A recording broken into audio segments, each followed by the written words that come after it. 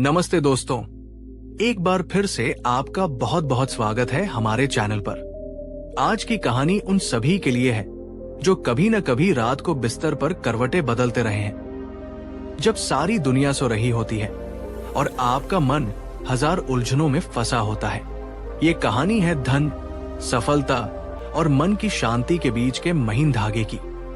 तो कहानी शुरू करने से पहले वही हमारी छोटी सी गुजारिश, अगर आप हमारे साथ पहली बार जुड़े हैं तो नीचे वो जो लाल रंग का सब्सक्राइब बटन है उसे प्यार से दबा दीजिए और हाँ, उसके पास वाली घंटी को भी जरूर बजा देना ताकि हमारी कोई भी कहानी आपसे मिस ना हो। और अगर ये कहानी आपके दिल को छू जाए तो अपने दोस्तों और परिवार के साथ शेयर करना और एक प्यारा सा लाइक देना मत भूलिएगा। तो चलिए अब लौटते हैं हमारी कहानी पर। कहानी है एक नगर की जिसका नाम था वैभवपुरी। जैसा नाम वैसा ही नगर। वैभवपुरी धन धान्य से संपन्न था और उसी वैभवपुरी में रहता था एक बहुत बड़ा व्यापारी जिसका नाम था धनंजय। धनंजय सब कुछ पाकर भी कंगाल। धनंजय के पास क्या नहीं था? सोने चांदी के भंडार, दूर दूर तक फैला कारोबार, आलीशान महल जैसा घर, नौकर चाकरों की फौज। उसने अपनी मेहनत और बुद्धि से अपार संपत्ति अर्जित की थी। लोग उसकी सफलता की मिसालें देते थे, लेकिन दोस्तों, एक कहावत है ना, हर चमकती चीज सोना नहीं होती। धनंजय के जीवन की चमक भी कुछ ऐसी ही थी। बाहर से सब चकाचौंध, पर अंदर से एक गहरा खालीपन, एक बेचैनी। और इस बेचैनी का सबसे बड़ा सबूत थी उसकी रातें। जी हाँ, धनंजय को रात में नींद नहीं आती थी। जैसे ही सूरज ढलता और दुनिया आराम करने की तैयारी करती, धनंजय का मन अशांत हो उठता। उसका आलीशान आरामदायक बिस्तर उसे कांटों की सेज लगता। मखमल के गद्दे, रेशमी चादरें, सब व्यर्थ। वो घंटों बिस्तर पर करवटें बदलता रहता। कभी उसे अपने कारोबार की चिंता सताती, कल बाजार में क्या होगा, कहीं कोई नुकसान न हो जाए। कभी उसे अपने प्रतिद्वंद्वियों का डर लगता, कहीं कोई मुझसे आगे न निकल जाए। कभी उसे अपनी संपत्ति की सुरक्षा की फिक्र होती, इतना धन है, कहीं चोरी न हो जाए, कहीं डाका न पड़ जाए। कभी उसे अपने अतीत के कुछ फैसले कचोटते, तो कभी भविष्य की अनिश्चितता उसे डराती। उसका दिमाग एक दौड़ते हुए घोड़े की तरह था जिसे कोई लगाम नहीं लगा पा रहा था। दोस्तों, क्या आपके साथ कभी ऐसा हुआ है कि आपके पास सब सुख सुविधाएं हों लेकिन मन में शांति न हो? अगर हाँ, तो कमेंट में हाँ लिखकर जरूर बताइएगा। ये जानना दिलचस्प होगा कि कितने लोग धनंजय की इस स्थिति से खुद को जोड़ पाते हैं। धनंजय की पत्नी वैशाली उसकी इस हालत से बहुत चिंतित रहती थी। वो कहती, स्वामी, किस बात की चिंता है आपको? ईश्वर ने हमें सब कुछ दिया है, थोड़ा आराम कीजिए, मन को शांत रखिए। धनंजय बस एक फीकी मुस्कान के साथ कह देता, तुम नहीं समझोगी वैशाली, इस व्यापार की दुनिया में हर पल चौकन्ना रहना पड़ता है। नींद न आने की वजह से धनंजय का स्वास्थ्य बिगड़ने लगा था। उसकी आंखों के नीचे गहरे गड्ढे पड़ गए थे, स्वभाव चिड़चिड़ा हो गया था और किसी काम में मन नहीं लगता था। उसने बड़े बड़े वैद्य हकीमों को दिखाया, कीमती औषधियां खाई, ज्योतिषियों से सलाह ली, तरह तरह के उपाय किए, पर नींद उससे कोसों दूर थी।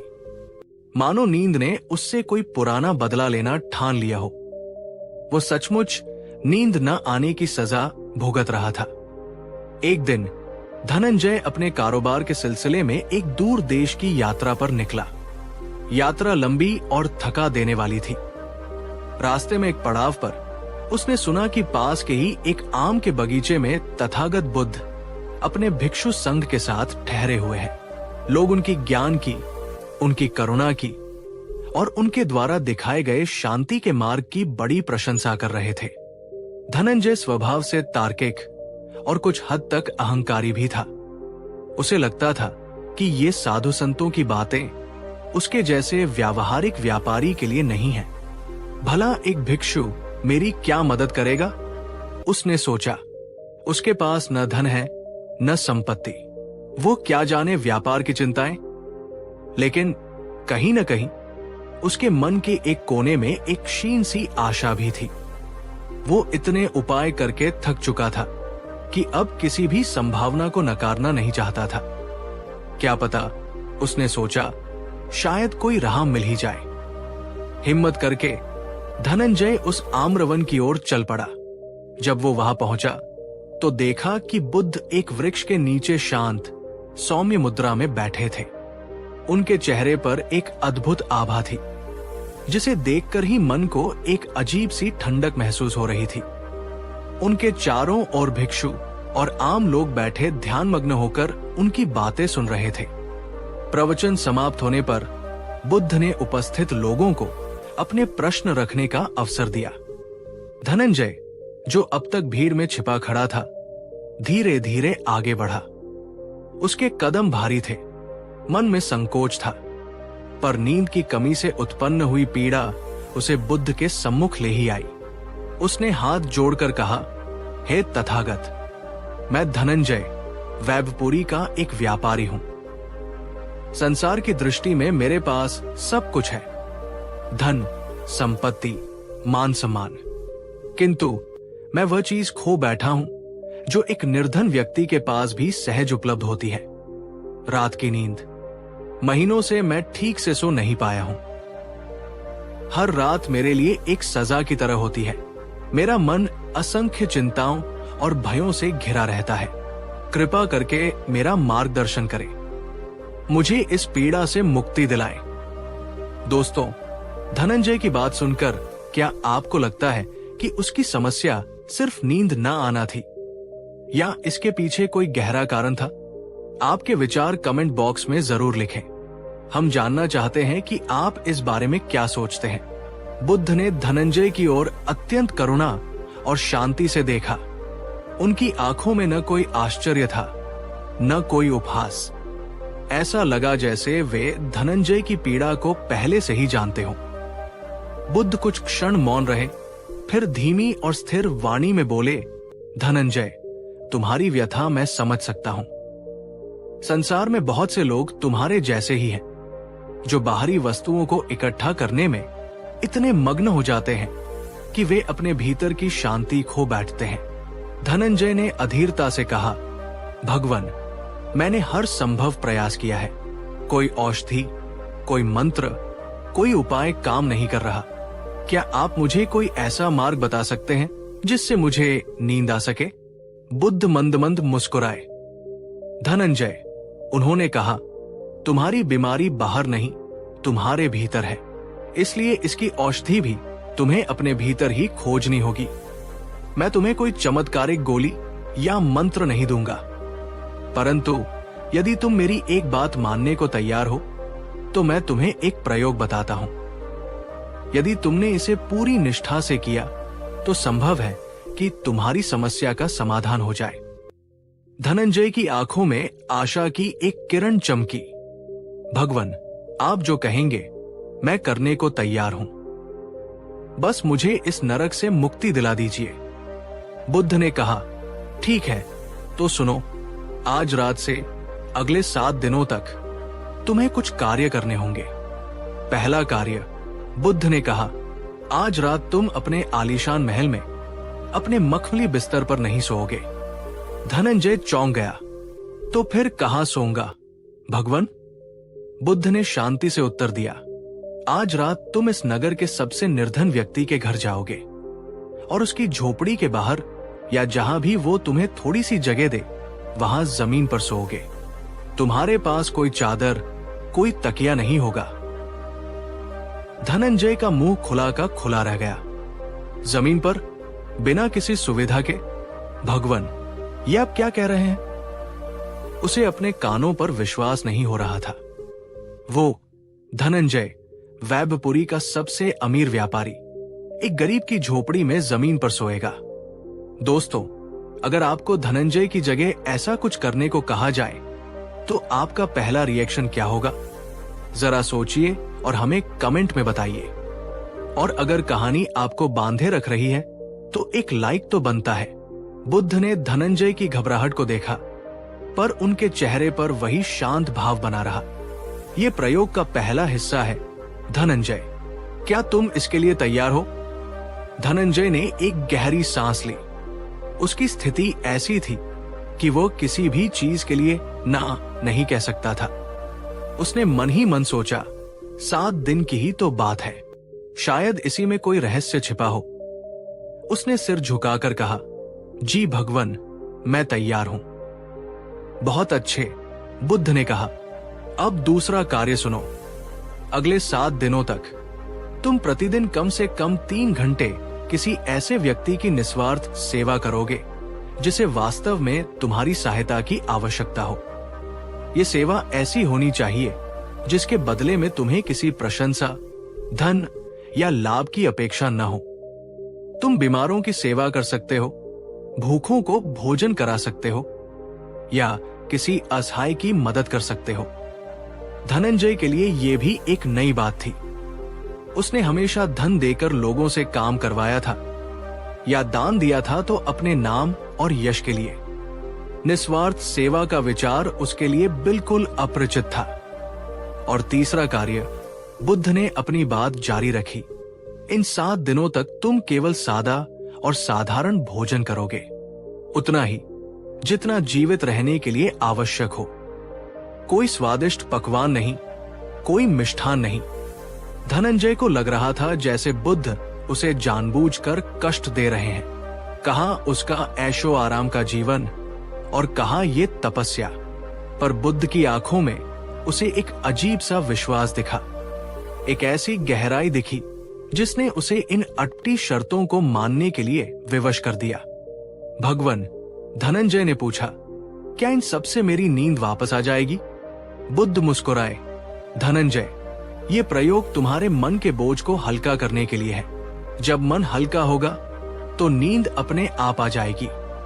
जाओ और कल इसी समय मुझे आकर बताना कि तुम्हारा पहला दिन कैसा रहा। धनंजय भारी मन से बुद्ध के पास से लौटा। उसका दिमाग घूम रहा था। उसे समझ नहीं आ रहा था कि बुद्ध उससे क्या करवाना चाहते हैं।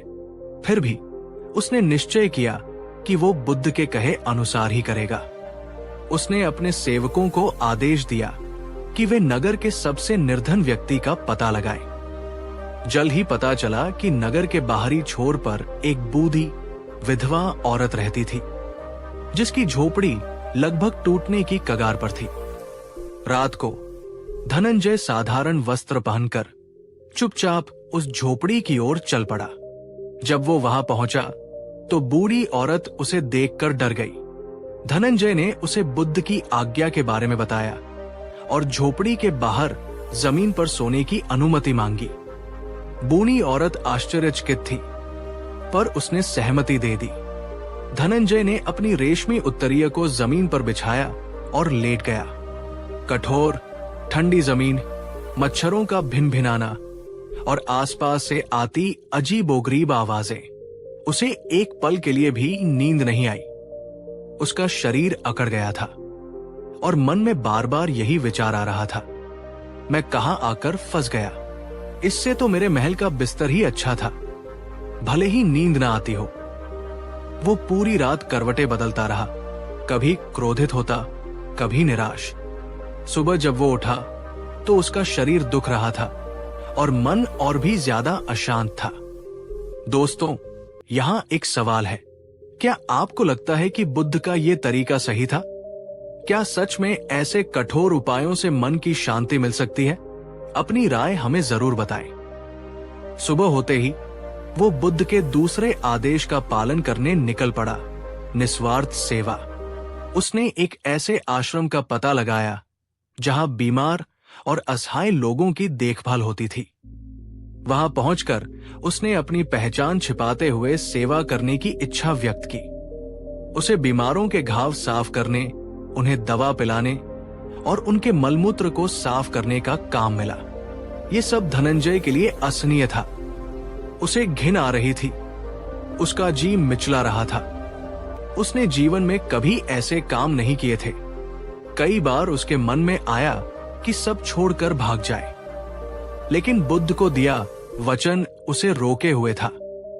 जैसे तैसे उसने 3 घंटे पूरे किए। उसका शरीर थककर चूर हो गया था और मन ग्लानि से भर गया था। दोपहर में उसने रूखा सूखा भोजन किया जो उसे गले से नीचे नहीं उतर रहा था। शाम को जब वो बुद्ध के पास पहुंचा तो वो लगभग रोने की स्थिति में था। भगवन, उसने कहा, ये मुझसे नहीं होगा। मैं आज रात भी नहीं सो पाया और दिन भर जो मैंने किया उससे मेरा मन और भी ज्यादा व्यथित हो गया है। कृपा करके मुझे कोई और उपाय बताएं। बुद्ध ने शांत भाव से उसकी सारी बात सुनी। फिर उन्होंने कहा, धनंजय, बीज बोते ही फल नहीं मिलता। धैर्य रखो। तुमने आज जो अनुभव किया वो उन लाखों लोगों का प्रतिदिन का जीवन है जिनके पास तुम्हारी तरह सुविधाएं नहीं हैं। तुमने आज पहली बार दूसरों के दुख को इतने करीब से देखा है। ये अनुभव तुम्हारे मन पर जमी हुई स्वार्थ की परत को हटाने में मदद करेगा। जाओ और अपने प्रयोग को जारी रखो। धीरे धीरे आता बदलाव। धनंजय निराश मन से लौट आया। अगली रात भी उसके लिए कठिन थी, पर शायद पिछली रात से थोड़ी कम। दिन में जब वो सेवा करने गया तो उसे बीमारों के चेहरों पर एक अजीब सी कृतज्ञता दिखी। एक बूढ़े व्यक्ति ने, जिसका घाव धनंजय ने साफ किया था, कांपते हाथों से उसका हाथ पकड़कर उसे धन्यवाद दिया। उस स्पर्श में, उस धन्यवाद में कुछ ऐसा था जिसने धनंजय के मन को छुआ। तीसरे दिन जब वो सेवा कर रहा था तो उसका ध्यान अपने घिन या असुविधा पर कम और उन बीमार लोगों की पीड़ा पर ज्यादा जाने लगा। उसने देखा कि थोड़ी सी सेवा से भी उनके चेहरों पर कितनी राहत आ जाती है। उस दिन भोजन भी उसे उतना बुरा नहीं लगा। रात को जब वो उस बूढ़ी औरत की झोपड़ी के बाहर लेटा तो उसे दिन भर के सेवा कार्य और थके हुए शरीर के कारण कुछ देर के लिए हल्की सी झपकी आ गई। ये कई महीनों में पहली बार था कि उसे बिस्तर पर लेटते ही थोड़ी नींद आई थी। चौथे दिन, पांचवें दिन, धीरे धीरे धनंजय में बदलाव आने लगा। अब उसे जमीन पर सोने में उतनी कठिनाई नहीं होती थी। सेवा कार्य अब उसे बोझ नहीं, बल्कि एक अजीब सा संतोष देने लगा था। जब वो किसी भूखे बच्चे को अपने हाथों से खाना खिलाता या किसी रोते हुए को चुप कराता तो उसके मन में एक ऐसी शांति उतरती थी जो उसने अपने आलीशान महल में कभी महसूस नहीं की थी।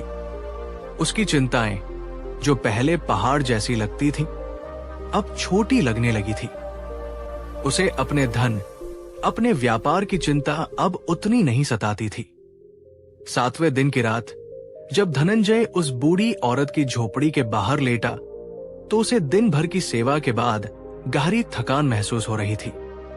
उसका मन आज अद्भुत रूप से शांत था। न कोई भय, न कोई चिंता। वो लेटा और कुछ ही क्षणों में गहरी, स्वप्न रहित नींद में सो गया।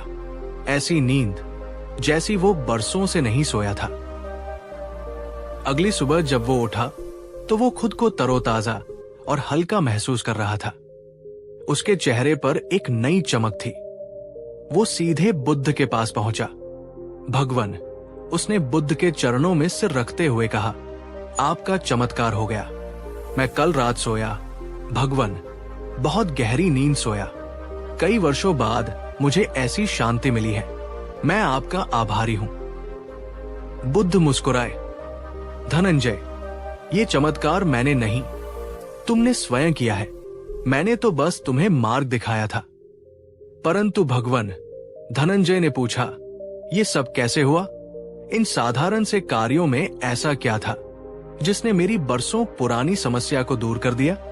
बुद्ध ने समझाया, धनंजय, तुम्हारी नींद की समस्या का कारण तुम्हारा मन था, जो निरंतर अपने स्वार्थ, अपनी चिंताओं और अपने भयों में उलझा रहता था। जब तुम अपने आलीशान बिस्तर पर सोते थे तो तुम्हारा मन तुम्हारे धन, तुम्हारे व्यापार और तुम्हारी असुरक्षाओं के इर्द गिर्द घूमता रहता था। जब मैंने तुम्हें जमीन पर सोने को कहा तो तुम्हारा ध्यान तुम्हारी शारीरिक असुविधा पर गया और कुछ हद तक उन लोगों की कठिनाइयों पर जिनके पास तुम्हारी तरह साधन नहीं है। इससे तुम्हारे मन का केंद्र थोड़ा बदला। जब मैंने तुम्हें निस्वार्थ सेवा करने को कहा तो तुमने दूसरों के दुख को देखा, उनकी पीड़ा को महसूस किया। जब तुम दूसरों की मदद करते हो तो तुम्हारे अंदर करुणा का भाव जागृत होता है। ये करुणा तुम्हारे अहंकार को कम करती है और तुम्हारे मन को शुद्ध करती है। दूसरों की सेवा में तुम्हें जो संतोष मिला, उसने तुम्हारे मन को उन व्यर्थ की चिंताओं से मुक्त कर दिया जो तुम्हें सोने नहीं देती थी।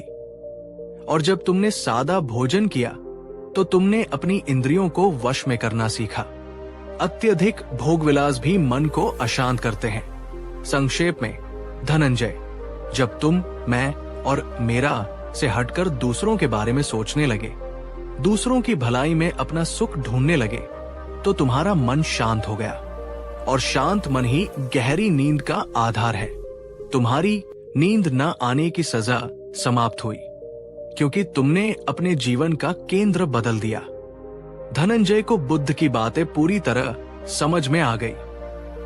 उसे एहसास हुआ कि सच्ची संपत्ति धन दौलत नहीं, बल्कि मन की शांति और दूसरों के प्रति प्रेम और करुणा का भाव है। उसने बुद्ध को वचन दिया कि वो वैभपुरी लौटकर भी इन शिक्षाओं को अपने जीवन में उतारेगा। वो अब भी व्यापारी रहेगा, पर उसका धन अब केवल उसके लिए नहीं, बल्कि दूसरों की भलाई के लिए भी होगा। वो नियमित रूप से सेवा कार्य करेगा और सादा जीवन जीने का प्रयास करेगा। तो दोस्तों, ये थी धनंजय की कहानी, जिसने सब कुछ पाकर भी नींद खो दी थी। और बुद्ध के एक अनोखे प्रयोग से उसे न केवल नींद वापस मिली, बल्कि जीवन का एक नया अर्थ भी मिला। ये कहानी हमें सिखाती है कि हमारी बहुत सी समस्याएं, खासकर मानसिक अशांति और नींद न आना, हमारे अपने विचारों, हमारी अपनी जीवन शैली और हमारे अपने स्वार्थों से जुड़ी होती है। जब हम सिर्फ अपने बारे में सोचते हैं, अपनी ही चिंताओं में डूबे रहते हैं, तो हमारा मन बोझिल हो जाता है। लेकिन जब हम अपने दायरे से बाहर निकलकर दूसरों के बारे में सोचते हैं, उनकी मदद करते हैं, तो हमें एक ऐसी खुशी और शांति मिलती है जो कोई धन दौलत नहीं खरीद सकती। क्या आपके जीवन में भी कोई ऐसी नींद ना आने की सजा है? क्या कोई ऐसी चिंता है जो आपको सोने नहीं देती? बुद्ध का ये प्रयोग शायद हम सब के लिए एक इशारा है। हमें अपने जीवन में संतुलन लाने की जरूरत है। काम और आराम के बीच, अपने लिए जीने और दूसरों के लिए जीने के बीच। आपको ये कहानी कैसी लगी? धनंजय के अनुभव से आपने क्या सीखा? और क्या आप बुद्ध के बताए इन प्रयोगों में से किसी एक को भी अपने जीवन में आजमाना चाहेंगे? अपने विचार, अपने अनुभव, अपने सवाल, सब कुछ नीचे कमेंट बॉक्स में हमारे साथ शेयर कीजिए।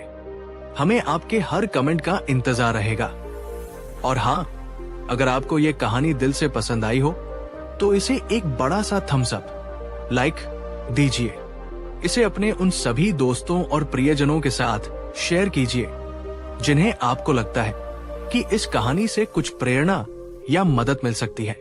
और अगर अभी तक आपने हमारे परिवार यानी हमारे चैनल को सब्सक्राइब नहीं किया है तो किसका इंतजार कर रहे हैं? फटाफट सब्सक्राइब बटन दबाइए और नोटिफिकेशन बेल को भी ऑन कर लीजिए, ताकि भविष्य में आने वाली ऐसी जीवन बदलने वाली कहानियां आप तक सबसे पहले पहुंच सके। हमारा प्रयास रहता है कि हम ऐसी कहानियां आपके लिए लाएं जो न सिर्फ मनोरंजन करें, बल्कि जीवन को एक नई दिशा भी दे। अगली बार फिर मिलेंगे एक नई कहानी, एक नई सीख के साथ। तब तक के लिए अपना और अपनों का ख्याल रखिए, दूसरों की मदद करने का कोई मौका मत छोड़िए। और हाँ, आज रात अच्छी नींद लेने की पूरी कोशिश कीजिए। धन्यवाद। शुभ रात्रि। कहानी 2। नमस्ते दोस्तों, आपका एक बार फिर से हमारे चैनल पर हार्दिक स्वागत है। आज हम एक ऐसी कहानी लेकर आए हैं जो शायद हमें से कई लोगों के, खासकर हमारी माताओं, बहनों और पत्नियों के दिल के बहुत करीब होगी। ये कहानी है एक ऐसी औरत की जो हर वक्त, हर पल चिंता में डूबी रहती थी। और फिर एक दिन उसकी मुलाकात होती है तथागत बुद्ध से, जो उससे केवल एक सवाल पूछते हैं। और उस एक सवाल से, यकीन मानिए, उसकी सारी चिंताएं पल भर में जलकर राख हो जाती है न सुनने में अविश्वसनीय कि कैसे सिर्फ एक सवाल किसी की जिंदगी बदल सकता है? तो चलिए इस रहस्य को जानने के लिए इस कहानी के अंत तक हमारे साथ बने रहिएगा। और हाँ, कहानी शुरू करने से पहले अगर आप हमारे चैनल पर नए हैं तो वो जो लाल रंग का सब्सक्राइब का बटन है ना, उसे अभी दबा दीजिए और साथ में घंटी वाला आइकॉन भी, ताकि हमारी कोई भी प्रेरणादायक कहानी आपसे छूट न जाए। और अगर ये कहानी आपके दिल को छू जाए तो लाइक और शेयर करके अपना प्यार जरूर दिखाइएगा। तो कहानी शुरू होती है एक छोटे से शांत दिखने वाले गांव से, जिसका नाम था चंदनपुर। चंदनपुर में एक औरत रहती थी जिसका नाम था विमला। विमला एक साधारण गृहिणी थी। उसका पति एक छोटा मोटा काम करता था, 2 प्यारे बच्चे थे और एक छोटा सा घर था। बाहर से देखने पर सब कुछ सामान्य और ठीक ठाक लगता था, लेकिन विमला के मन के अंदर एक अलग ही दुनिया थी, चिंताओं की दुनिया। विमला सुबह उठती तो सबसे पहली चिंता होती, आज बच्चों के टिफिन में क्या बनाऊं? क्या उन्हें पसंद आएगा? नाश्ता बनाते हुए सोचती, पति की सेहत ठीक नहीं रहती, कहीं उन्हें कुछ हो न जाए। बच्चे स्कूल जाते तो चिंता होती, रास्ते में ठीक से पहुंचेंगे? स्कूल में कोई परेशान तो नहीं करेगा? पढ़ाई में मन लगाएंगे या नहीं? दिन भर वो घर के कामों में लगी रहती, पर उसका मन भविष्य की अनगिनत आशंकाओं में भटकता रहता। अगर इस बार फसल अच्छी नहीं हुई तो घर का खर्च कैसे चलेगा? बड़ी बेटी सयानी हो रही है, उसकी शादी के लिए पैसे कहां से आएंगे? छोटे बेटे का मन पढ़ाई में नहीं लगता, उसका क्या होगा? कहीं मेरे माता पिता बीमार न पड़ जाएं। समाज में लोग क्या कहेंगे अगर? ये अगरमगर और क्या होगा कि सवाल मकड़ी के जाले की तरह उसके मनमस्तिष्क पर छाए रहते थे। वो वर्तमान में कभी जी ही नहीं पाती थी। अगर कभी कोई खुशी का पल आता भी तो वो उसे पूरी तरह महसूस करने से पहले ही किसी आने वाली काल्पनिक विपत्ति की चिंता में डूब जाती। उसका पति केशव उसे अक्सर समझाता, विमला, तुम हर वक्त क्यों परेशान रहती हो? भगवान पर भरोसा रखो, सब ठीक होगा।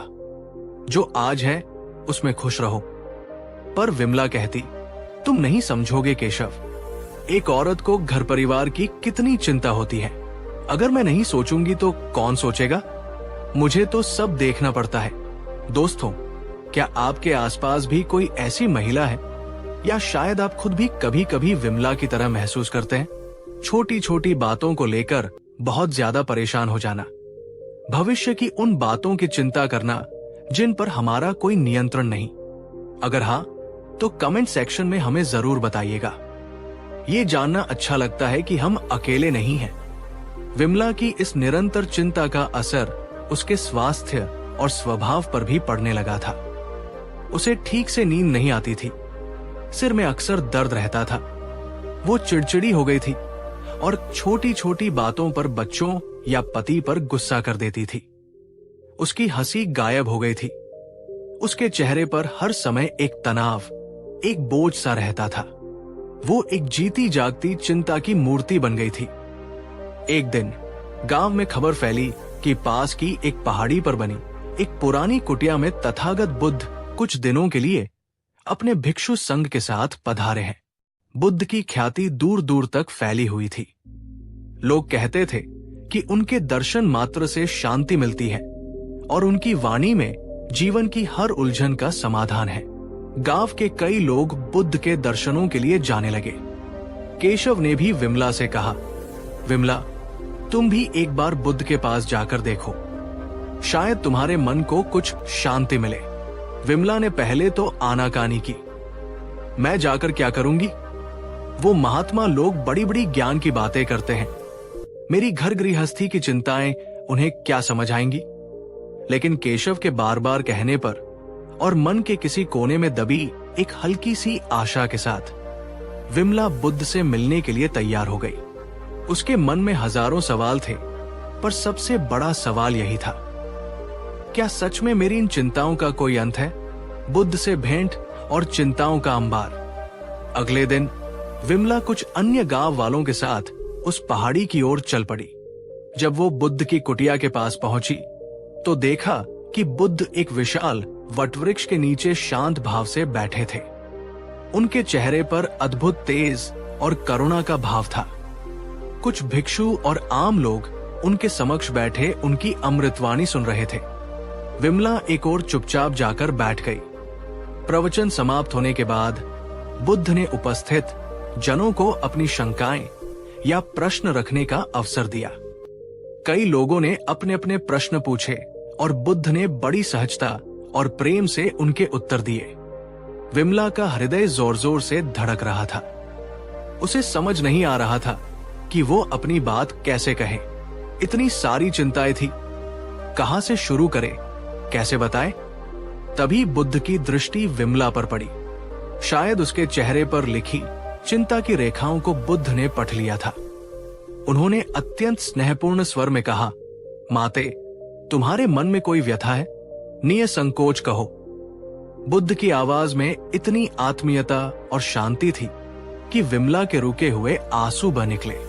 वो सिसकते हुए बोली, भगवान, मैं हर समय चिंता में डूबी रहती हूं। मुझे अपने पति की चिंता है, अपने बच्चों के भविष्य की चिंता है, घर गृहस्थी की चिंता है, अपने स्वास्थ्य की चिंता है, कल क्या होगा इसकी चिंता है। कोई पल ऐसा नहीं जाता जब मेरा मन किसी न किसी आशंका से घिरा न हो। मैं इस बोझ को उठाते उठाते थक गई हूं। मेरा जीना दूभर हो गया है। कृपा करके मेरा मार्गदर्शन करें भगवान। मुझे इस निरंतर चिंता से मुक्ति कैसे मिलेगी? विमला ने एक सांस में अपनी सारी व्यथा कह डाली, जैसे कोई बांध टूट गया हो। दोस्तों, विमला की ये बातें सुनकर क्या आपको लगा कि ये तो मेरे मन की बात है? अगर हाँ, तो इस वीडियो को एक लाइक जरूर दीजिएगा। ये दिखाता है कि चिंता एक कितनी सार्वभौमिक भावना है। बुद्ध ने विमला की पूरी बात बड़े ध्यान और करुणा से सुनी। जब विमला चुप हुई तो कुछ क्षण के लिए वहां पूर्ण शांति छा गई। सभी लोग उत्सुकता से देख रहे थे कि बुद्ध विमला की इस जटिल समस्या का क्या समाधान बताते हैं। क्या वो उसे कोई लंबा उपदेश देंगे, कोई साधना बताएंगे या कोई चमत्कार करेंगे? बुद्ध का वह एक अचूक सवाल। बुद्ध ने विमला की ओर देखा। उनके चेहरे पर एक हल्की सी मुस्कान थी। उन्होंने किसी भी प्रकार की भूमिका नहीं बांधी, कोई लंबा चौड़ा प्रवचन नहीं दिया। उन्होंने विमला से केवल एक बहुत ही सीधा और सरल सा सवाल पूछा। बुद्ध ने कहा, माते, क्या तुम मुझे कोई ऐसी चिंता बता सकती हो जो वास्तव में आज, अभी, इसी क्षण तुम्हारे सामने खड़ी हो, न कि तुम्हारे मन में? विमला ये सवाल सुनकर चौंक गई। उसे उम्मीद थी कि बुद्ध कोई गूढ़ बात कहेंगे, कोई कठिन उपाय बताएंगे, पर यह सवाल तो बहुत ही साधारण सा था। एक पल के लिए तो उसे समझ ही नहीं आया कि क्या जवाब दे। वो सोचने लगी, मेरे पति की सेहत, उसने कहना शुरू किया, पर फिर रुक गई। केशव तो अभी घर पर थे और सुबह तो ठीक ठाक ही लग रहे थे, तो ये चिंता अभी, इसी क्षण तो नहीं थी। मेरे बच्चों का भविष्य, वो फिर सोचने लगी। बच्चे अभी स्कूल में थे या शायद घर लौट आए होंगे। उनका भविष्य तो आने वाले कल की बात थी। अभी इसी क्षण की समस्या तो नहीं थी। घर का खर्च, हाँ, ये एक चिंता थी, पर अभी इसी क्षण तो उसके सिर पर कोई छत गिरने वाली नहीं थी या कोई भूखा नहीं था। विमला ने अपने मन में अपनी सारी चिंताओं की सूची को एक एक करके टटोलना शुरू किया। क्या अभी इसी क्षण उसका पति बीमार बिस्तर पर पड़ा है? नहीं। क्या अभी इसी क्षण उसके बच्चे किसी मुसीबत में हैं? नहीं। क्या अभी इसी क्षण उसके घर में खाने को एक दाना नहीं है? नहीं। क्या अभी इसी क्षण उसके सिर पर कोई कर्ज का तगादा करने वाला खड़ा है? नहीं। वो जितना सोचती जाती उतना ही उसे आश्चर्य होता जाता। उसकी सारी चिंताएं, जो उसे पहाड़ जैसी भारी लगती थी, या तो अतीत की किसी घटना से जुड़ी थी या भविष्य की किसी काल्पनिक आशंका से, वर्तमान क्षण में, अभी इसी पल उसके सामने कोई भी वास्तविक ठोस चिंता खड़ी नहीं थी। ये एहसास उसके लिए एक बिजली के झटके जैसा था। दोस्तों, बुद्ध का ये सवाल कितना शक्तिशाली है ना? अगर यही सवाल आपसे पूछा जाए तो आपका क्या जवाब होगा? अपनी कौन सी चिंता को आप अभी इसी क्षण की वास्तविक समस्या कहेंगे? जरा सोचिए और अपने विचार हमें कमेंट में बताइए। ये आत्ममंथन बहुत जरूरी है। विमला बुद्ध के उस एक सवाल के जाल में जैसे उलझ गई थी, पर ये उलझन उसे सुलझा रही थी। उसके मस्तिष्क में एक प्रकाश फैल रहा था। उसे ये समझ आने लगा था कि वो जिन चीजों को लेकर दिन रात घुलती रहती है, वे या तो अभी हुई नहीं है या होकर बीत चुकी है। वो अपना आज, अपना वर्तमान उन चीजों की भेंट चढ़ा रही थी जो या तो अस्तित्व में नहीं है या जिनका अस्तित्व समाप्त हो चुका है। उसके चेहरे के भाव बदलने लगे। तनाव की रेखाएं कुछ नरम पड़ने लगी। आंखों में जो घबराहट थी, उसकी जगह एक नई समझ और शांति की चमक आने लगी। उसने बुद्ध की ओर देखा और कांपती हुई आवाज में कहा, भगवान, भगवान, अभी इस क्षण तो कोई भी चिंता मेरे सामने नहीं है। वे सब तो मेरे मन में थी। ये कहते कहते उसकी आंखों से फिर आंसू बह निकले, पर इस बार ये आंसू दुख या पीड़ा के नहीं थे, बल्कि एक गहरी राहत और कृतज्ञता के थे, जैसे किसी ने उसके सिर से मन का भारी बोझ उतार दिया हो। बुद्ध मंद मंद मुस्कुराते रहे। उन्होंने कहा, माते, चिंता का स्वभाव ही यही है। वह या तो बीते हुए कल की धूल में रहती है या आने वाले कल के कोहरे में। वो कभी भी आज की धूप में नहीं टिक पाती।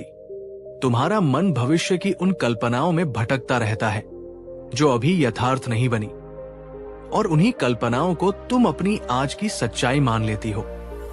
बुद्ध ने आगे समझाया, देखो माते, भविष्य के लिए योजना बनाना, सावधानी बरतना, ये बुद्धिमानी है। परंतु भविष्य की उन अनिश्चितताओं के बारे में सोच सोचकर, जिनके घटित होने या न होने पर तुम्हारा कोई वश नहीं है, अपने वर्तमान क्षण की शांति को भंग कर देना, ये अज्ञान है। तुम्हारा जीवन अभी और यहां है। पिछली सांस जा चुकी, अगली अभी आई नहीं।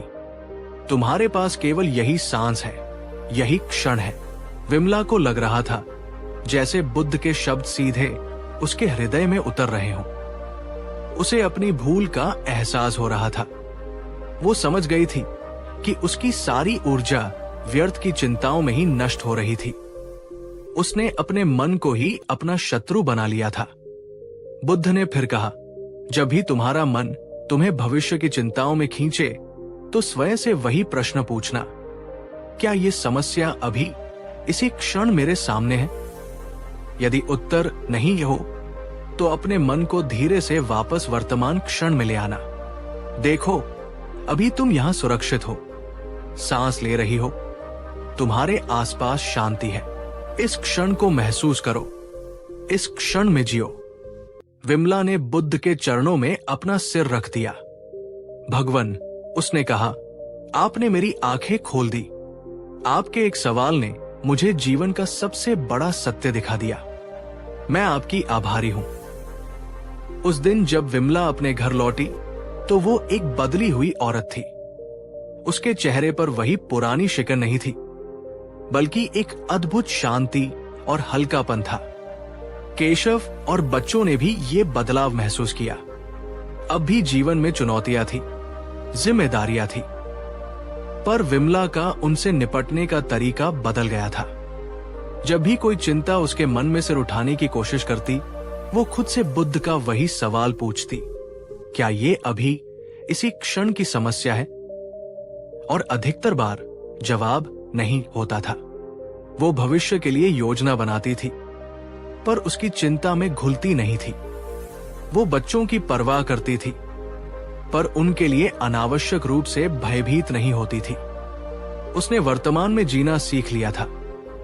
अपने बच्चों की हंसी को सच में सुनना, अपने पति के साथ बैठकर 2 पल शांति से बिताना, अपने घर के छोटे छोटे कामों में आनंद खोजना, उसकी नींद सुधर गई, स्वास्थ्य बेहतर हो गया और स्वभाव में मधुरता लौट आई। उसने चिंता करना नहीं छोड़ा था, बल्कि व्यर्थ चिंता करना छोड़ दिया था। उसने ये समझ लिया था कि हर समस्या अपने सही समय पर ही आती है और उसी समय उसका समाधान भी खोजा जा सकता है।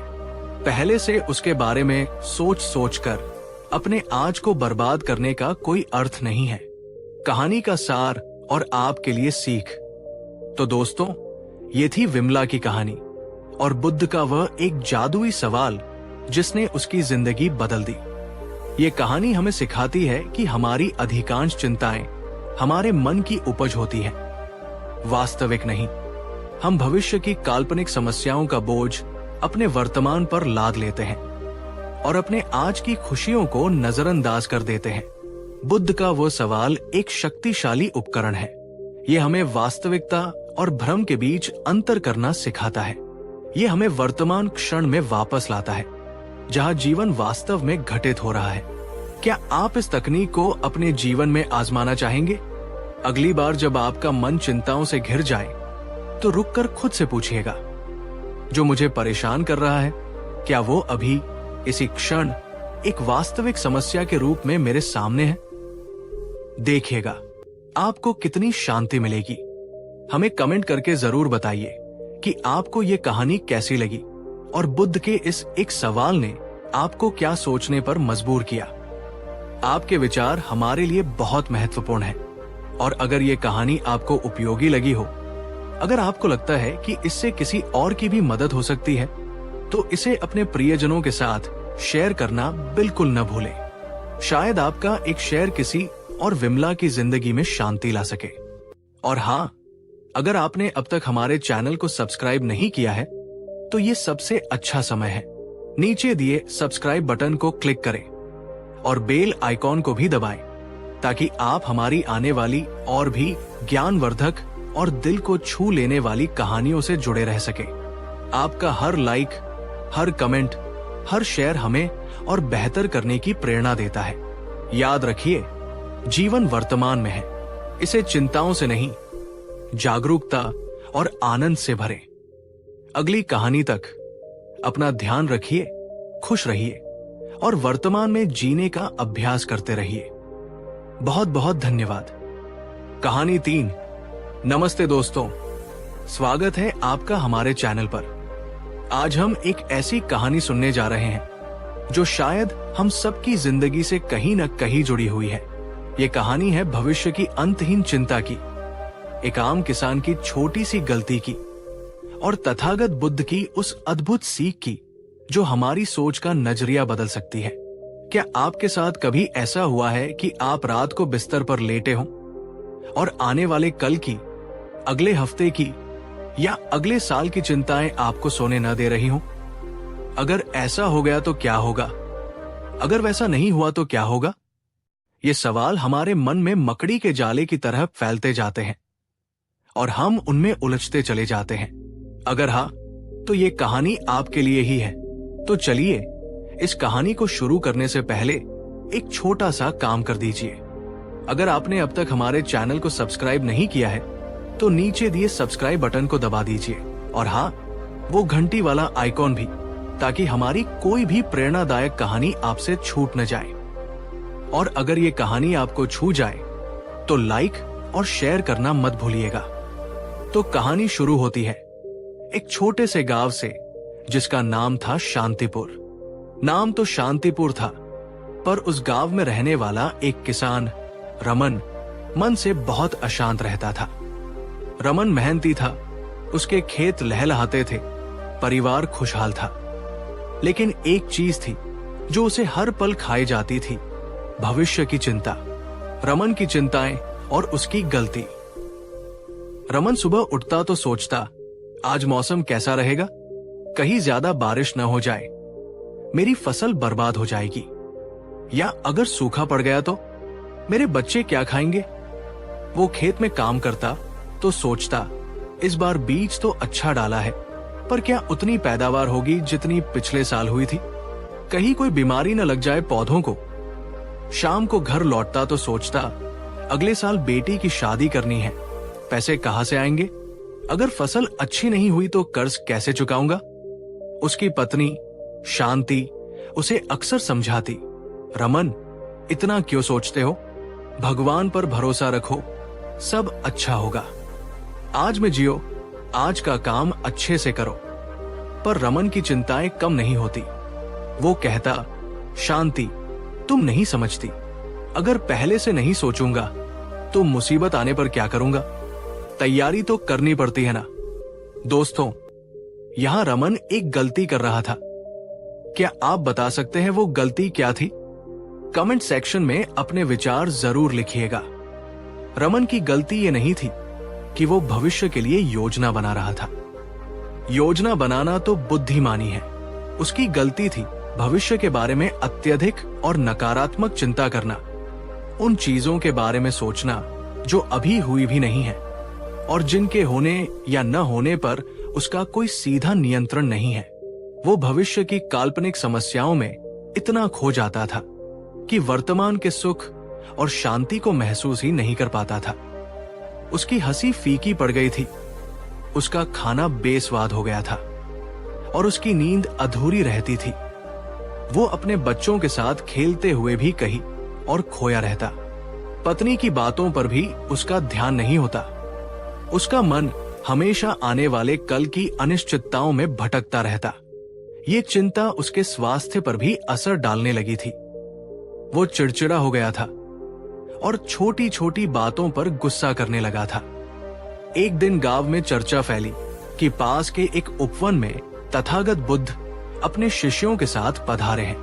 लोग कहते थे कि उनके दर्शन मात्र से मन को शांति मिलती है और उनकी वाणी में जीवन की हर समस्या का समाधान है। रमन ने भी ये सुना। पहले तो उसे लगा, ये साधु संत क्या मेरी चिंता दूर करेंगे? इन्हें क्या पता खेती किसानी की मुश्किलें। पर उसकी पत्नी ने उसे बहुत प्रेरित किया। एक बार जाकर तो देखो, शांति ने कहा, क्या पता तुम्हें अपने सवालों के जवाब मिल जाएं। रमन मन में कई शंकाएं लिए बुद्ध के पास जाने को तैयार हो गया। उसके मन में चल रहा था, क्या बुद्ध सच में मेरी मदद कर पाएंगे? क्या वो मुझे कोई ऐसा मंत्र देंगे जिससे मेरी सारी चिंताएं गायब हो जाएं? बुद्ध से भेंट और प्रश्न। अगले दिन रमन सुबह सुबह उस उपवन की ओर चल पड़ा जहां बुद्ध ठहरे हुए थे। जब वो पहुंचा तो देखा कि बुद्ध एक वृक्ष के नीचे शांत भाव से बैठे थे और उनके चेहरे पर एक अद्भुत तेज था। उनके आसपास कई भिक्षु और आमजन बैठे उनकी अमृतवाणी सुन रहे थे। रमन भी एक कोने में जाकर बैठ गया। प्रवचन समाप्त होने के बाद बुद्ध ने लोगों को प्रश्न पूछने का अवसर दिया। रमन हिम्मत करके उठा। उसका गला सूख रहा था, पर उसने किसी तरह बोलना शुरू किया। हे तथागत, मैं एक साधारण किसान हूं। दिन रात मेहनत करता हूं, पर मेरे मन में हमेशा भविष्य को लेकर चिंता बनी रहती है। फसल कैसी होगी, बच्चों का क्या होगा, कर्ज कैसे उतरेगा, ये बातें मुझे सोने नहीं देती। मेरा आज इन चिंताओं में ही बीत जाता है। कृपा करके मेरा मार्गदर्शन करें। मुझे इस चिंता से मुक्ति कैसे मिलेगी? दोस्तों, रमन का सवाल कितना आम है ना? हमें से कितने ही लोग इसी तरह की चिंताओं से जूझते रहते हैं। अगर आप भी रमन की स्थिति से खुद को जोड़ पा रहे हैं तो इस वीडियो को एक लाइक जरूर करिएगा। बुद्ध ने रमन की ओर करुणा भरी दृष्टि से देखा और मंद मंद मुस्कुराए। उनकी मुस्कान में ऐसी शांति थी कि रमन का आधा तनाव तो वही कम हो गया। बुद्ध ने कहा, वत्स रमन, तुम्हारी समस्या तुम्हारी अकेले की नहीं है। संसार में अधिकतर लोग या तो बीते हुए कल के पछतावे में जीते हैं या आने वाले कल की चिंता में। वर्तमान में जीना बहुत कम लोग जानते हैं। रमन ने कहा, परंतु भगवान, भविष्य के बारे में सोचना तो जरूरी है ना? अगर हम योजना नहीं बनाएंगे तो जीवन कैसे चलेगा? बुद्ध ने कहा, सोचना और चिंता करना, इन दोनों में बहुत अंतर है। रमन, भविष्य के लिए योजना बनाना, आवश्यक तैयारी करना, ये बुद्धिमानी है। परंतु भविष्य की उन अनिश्चितताओं के बारे में सोच सोचकर अपने वर्तमान को कष्टमय बना लेना, ये मूर्खता है। तुम्हारी गलती यह है कि तुम उन चीजों के लिए भी दुखी होते हो जो अभी घटी भी नहीं है और जिनके घटने या न घटने पर तुम्हारा कोई पूर्ण नियंत्रण नहीं है। तो मैं क्या करूं भगवान? रमन ने अधीर होकर पूछा। मुझे कोई ऐसा उपाय बताएं जिससे मेरा मन शांत हो जाए। बुद्ध का अनोखा उपाय। बुद्ध कुछ क्षण मौन रहे, फिर उन्होंने अपने एक शिष्य को इशारा किया। शिष्य पास रखे एक झोले से कुछ निकाल कर लाया। बुद्ध ने उसे अपने हाथ में लिया। रमन उत्सुकता से देख रहा था कि बुद्ध उसे क्या देने वाले हैं। बुद्ध ने अपनी मुट्ठी खोली। उनकी हथेली पर कुछ बीज रखे थे। उन्होंने रमन से कहा, रमन, ये लो कुछ विशेष धान के बीज। रमन ने आश्चर्य से उन बीजों को देखा। भगवान, ये तो साधारण धान के बीज लग रहे हैं। बुद्ध मुस्कुराए। हाँ रमन, ये बीज दिखने में साधारण है, पर ये तुम्हें तुम्हारी चिंता से मुक्ति दिला सकते हैं यदि तुम मेरे कहे अनुसार काम करो। मैं कुछ भी करने को तैयार हूं भगवान, रमन ने उत्सुकता से कहा।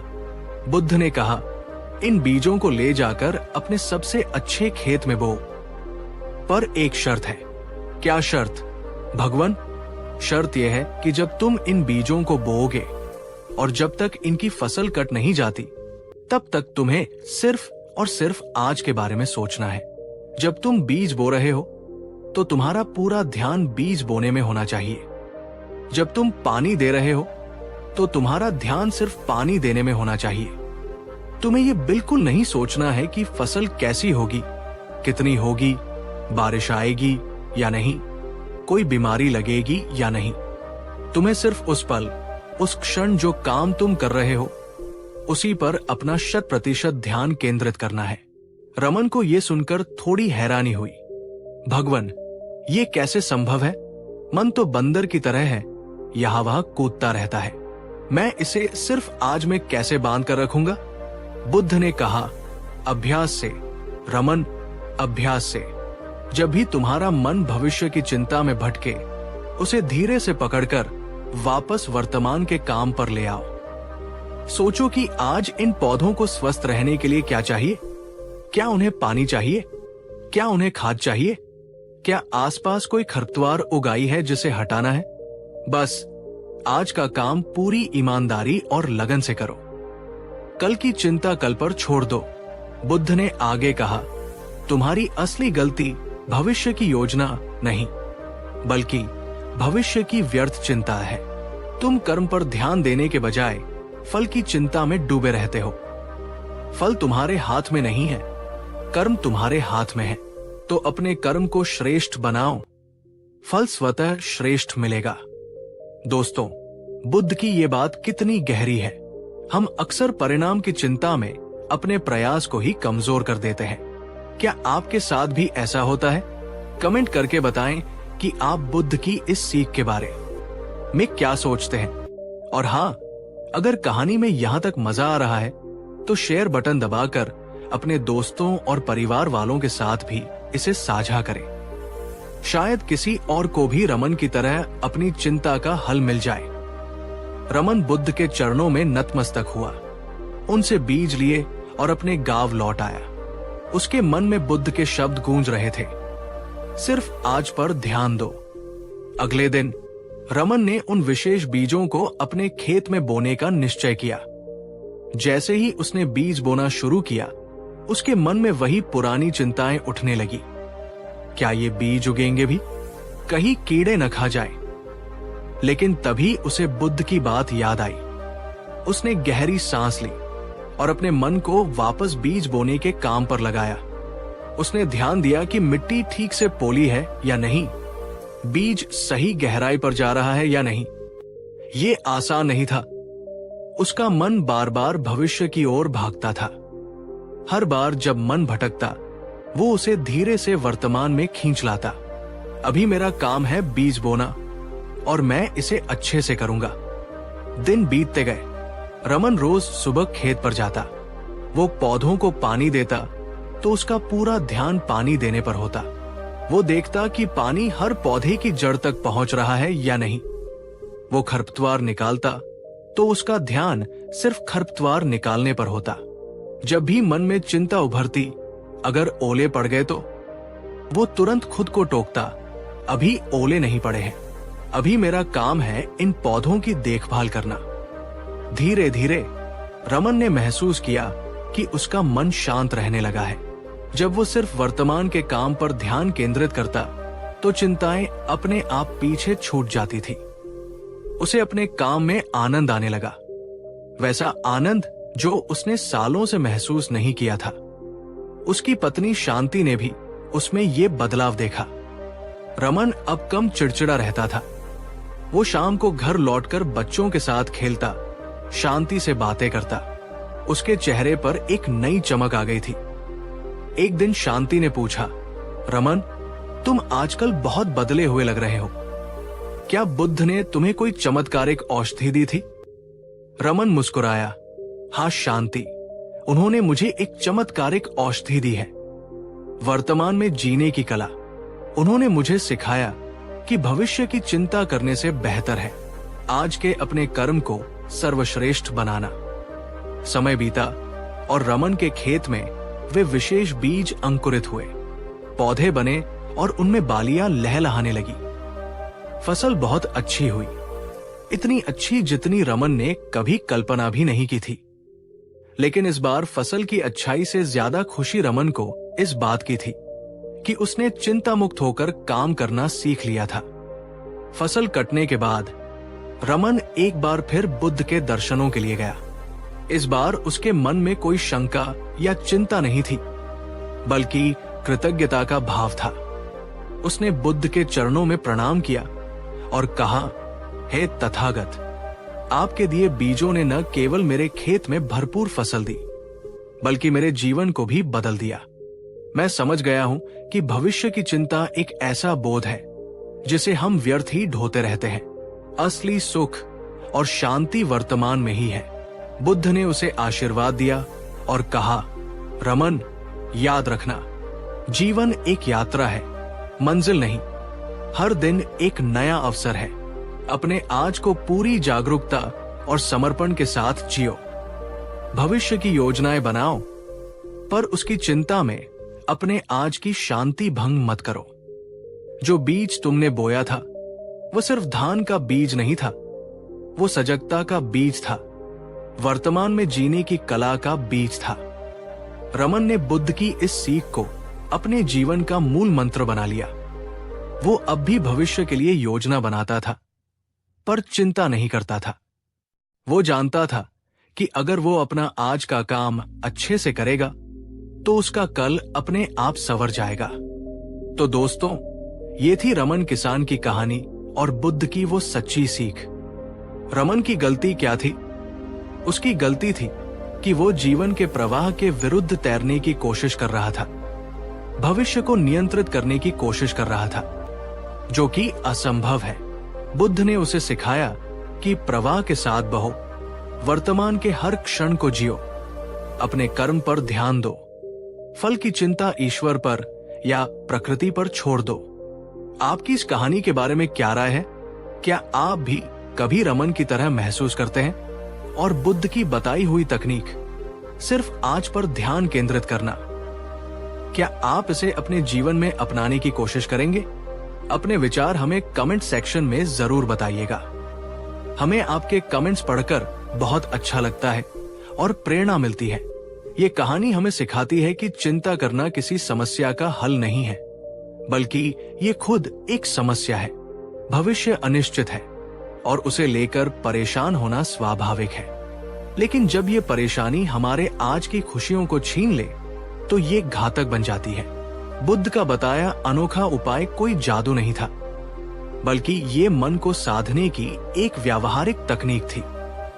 जब हम अपने मन को वर्तमान के काम में पूरी तरह लगा देते हैं तो उसे अतीत के पछतावे या भविष्य की चिंताओं में भटकने का अवसर ही नहीं मिलता। तो चलिए हम सब भी रमन की तरह अपने जीवन में इस सीख को उतारने का प्रयास करें। अपने हर दिन को, हर काम को पूरी जागरूकता और समर्पण के साथ करें।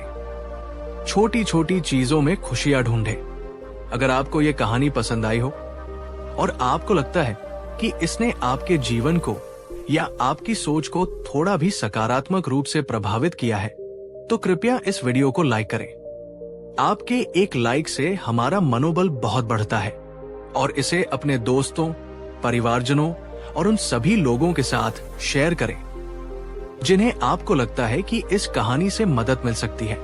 और हाँ, अगर आपने अभी तक हमारे चैनल को सब्सक्राइब नहीं किया है तो अभी कर लें और बेल आइकॉन को भी दबा दें ताकि आप हमारी आने वाली ऐसी ही ज्ञानवर्धक और प्रेरणादायक कहानियों को मिस न करें। आपके मन में कोई और विषय हो जिस पर आप कहानी सुनना चाहते हो या कोई प्रश्न हो तो वो भी आप कमेंट्स में लिख सकते हैं। हम कोशिश करेंगे कि आपके लिए वैसी सामग्री ला सके।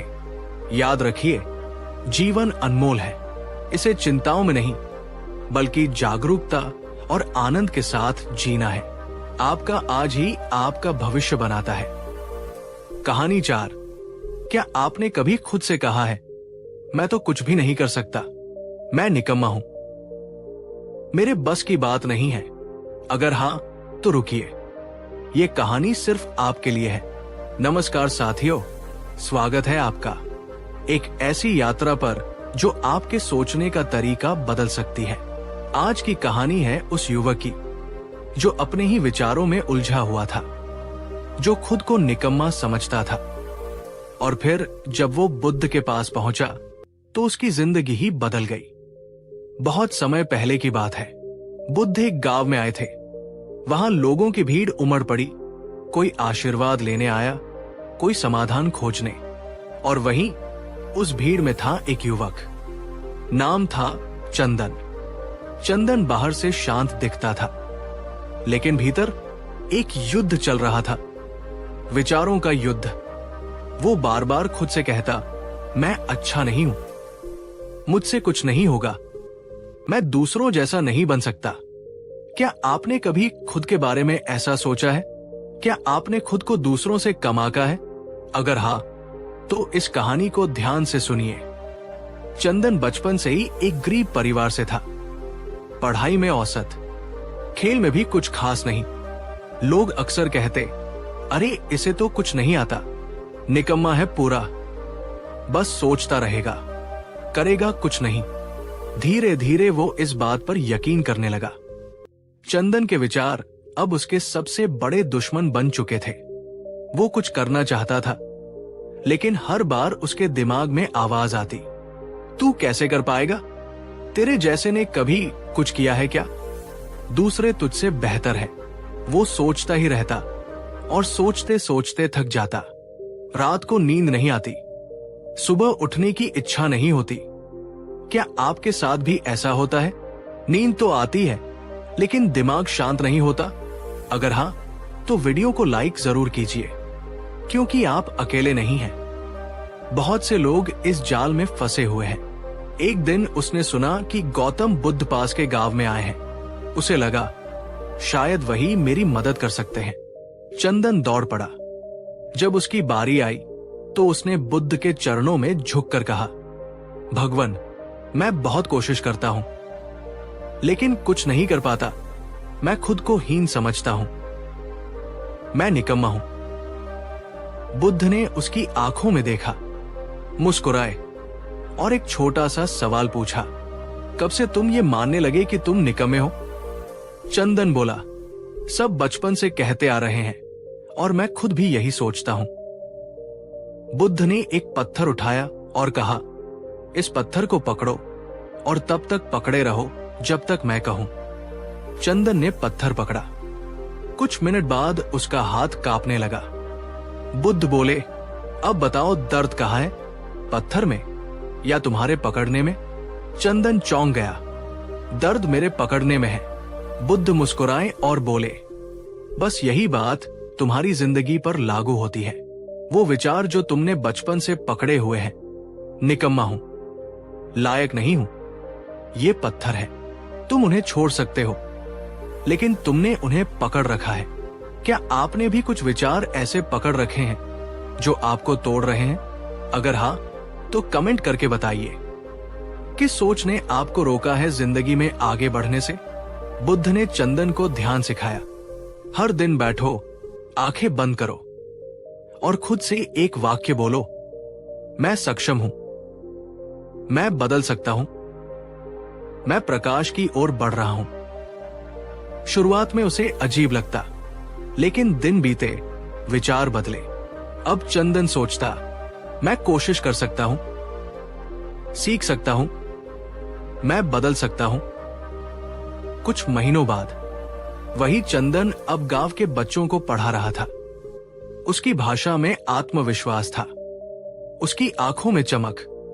लोग पूछते, क्या हुआ इसे? ये तो वही चंदन है ना? और चंदन मुस्कुराता, मैंने सोचना बंद नहीं किया, बस दिशा बदल दी। अब मैं खुद को गिराने की नहीं, उठाने की सोचता हूं। अगर आप भी अपनी सोच की दिशा बदल दें, तो जिंदगी को भी बदल सकते हैं। सोच को दोष मत दो, बस उसे सही रास्ता दिखाओ।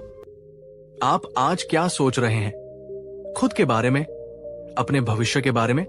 क्या आप खुद को कमजोर, असफल, लायक नहीं मानते हैं? तो आज ही एक नई शुरुआत करें।